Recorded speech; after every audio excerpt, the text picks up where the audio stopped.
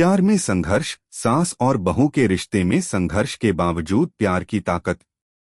प्रस्तावना: सास और बहू के रिश्ते को लेकर समाज में कई प्रकार की धारणाएं और मिथक प्रचलित हैं। यह रिश्ता कभी सौहार्दपूर्ण होता है तो कभी संघर्षपूर्ण। हालांकि सास और बहू के रिश्ते में अगर प्यार हो तो वह संघर्ष भी प्यार और सम्मान में बदल सकता है।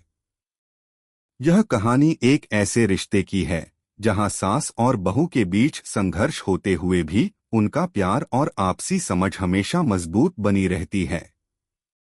इस रिश्ते की जड़ें जीवन के कठिन क्षणों और दोनों के दिलों में छुपे हुए प्यार से निकलती हैं। अगर आप अपनी मां से प्यार करते हो और उनको हमेशा खुश देखना चाहते हो तो चैनल को सब्सक्राइब करो, लाइक करो, जय माता दी कमेंट करो। बहुत ही जल्द आपको खुशखबरी मिलेगी। प्लीज वीडियो को लास्ट तक जरूर देखें। अब आगे सुने। कहानी का आरंभ। राधा एक शांत, समझदार और परिपक्व महिला थी। उसके जीवन में अनुभवों की एक लंबी लिस्ट थी। वह अब उम्र के उस मोड़ पर थी जहां उसने बहुत कुछ देखा और महसूस किया था। उसका बेटा विवेक हाल ही में शादी करके अपनी नई पत्नी नीतू के साथ घर लौट आया था। राधा का दिल खुश था क्योंकि उसे अपनी बहू से मिलने का इंतजार था।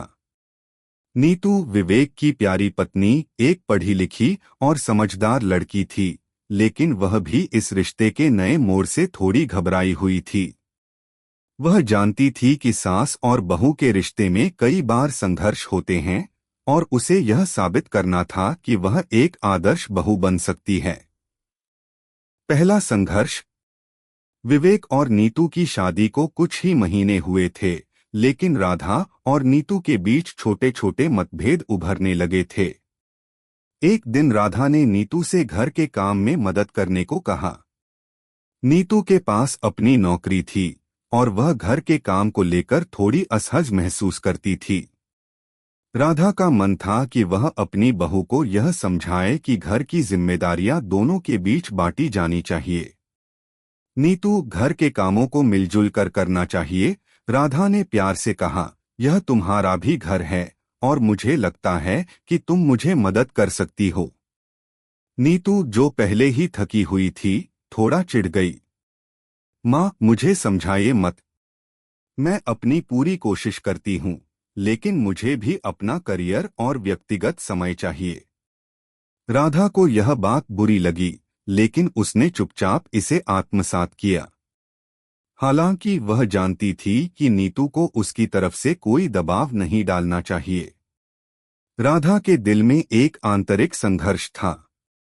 वह समझ रही थी कि नीतू को यह नया माहौल अपनाने में समय लगेगा, लेकिन वह अपने बेटे के लिए नीतू से अच्छा रिश्ता चाहती थी। वह धीरे धीरे बहू से बातचीत करने का तरीका बदलने लगी और उसकी पसंद नापसंद को समझने लगी। दूसरा संघर्ष। कुछ महीने बाद राधा की तबीयत खराब हो गई। डॉक्टर ने उसे आराम करने और खुद का ख्याल रखने की सलाह दी।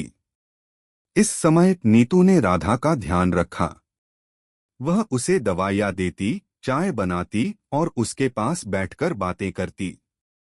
राधा को नीतू का यह व्यवहार बहुत अच्छा लगा और वह धीरे धीरे उसके प्रति अपनी पूर्व धारणा को बदलने लगी। लेकिन एक दिन जब राधा का स्वास्थ्य ठीक हो गया तो नीतू ने कहा, माँ, आपको अब अपनी दवाइयां लेने की जरूरत नहीं है, अब आप खुद देख सकती हैं। राधा को यह बात थोड़ी कड़ी लगी। वह चाहती थी कि नीतू हमेशा उसके पास रहे, लेकिन उसने नीतू के शब्दों को नजरअंदाज कर दिया और चुप रही। नीतू को लगा कि राधा को उसकी मदद की आदत हो गई है, लेकिन वह यह नहीं समझ पाई कि राधा का प्यार और चिंता उसके दिल में है। यह समय आया जब दोनों के बीच की खामोशी ने थोड़ा तनाव पैदा किया।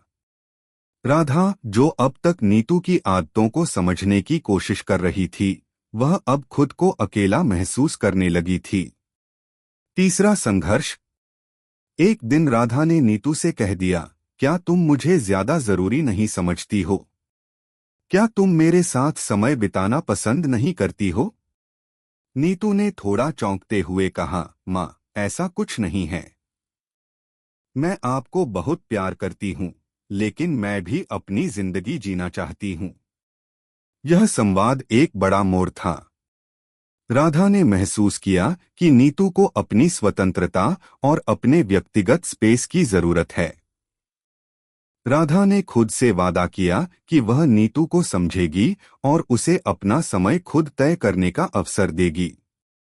सच्चा प्यार।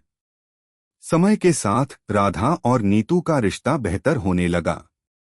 नीतू ने राधा को समझाया कि वह अपनी जिंदगी में भी खुश रहना चाहती है, और राधा ने उसे यह समझने दिया कि यह रिश्ता आपसी समझ और सम्मान पर आधारित होना चाहिए। एक दिन राधा और नीतू बगीचे में बैठकर चाय पी रही थीं। राधा ने मुस्कुराते हुए कहा, मुझे तुमसे कुछ कहना है, नीतू। मैं जानती हूँ कि मैं हमेशा सही नहीं होती, लेकिन मैं चाहती हूँ कि तुम हमेशा खुश रहो। नीतू ने उसकी ओर देखा और कहा, माँ, आपने मुझे बहुत कुछ सिखाया है। मैंने भी अपनी गलतियां की हैं, लेकिन मैं हर दिन कोशिश करती हूँ कि हमारी समझ और प्यार बढ़े। यह एक पल था जब दोनों ने एक दूसरे को पूरी तरह से समझ लिया। राधा और नीतू के बीच की दीवारें अब ढह चुकी थीं। उन्होंने महसूस किया कि प्यार और सम्मान ही किसी रिश्ते की असली नींव होते हैं। समाप्ति। राधा और नीतू के रिश्ते में अब प्यार, समझ और सहयोग का भाव था। दोनों ने एक दूसरे के साथ संघर्ष किया, लेकिन अंततः उनका प्यार और समझ इस संघर्ष से भी ज्यादा मजबूत हो गया। उन्होंने यह सीखा कि सास और बहू के रिश्ते में कभी कभी संघर्ष होता है, लेकिन अगर दोनों एक दूसरे को समझें और प्यार दें तो यह रिश्ता हमेशा सफल और सुंदर रहेगा। इस रिश्ते की असली सुंदरता यही थी कि दोनों एक दूसरे के लिए खड़ी रहीं, चाहे जैसा भी संघर्ष क्यों न हो। कैसी लगी आपको कहानी? प्लीज कमेंट करो, लाइक करो, सब्सक्राइब करो। धन्यवाद।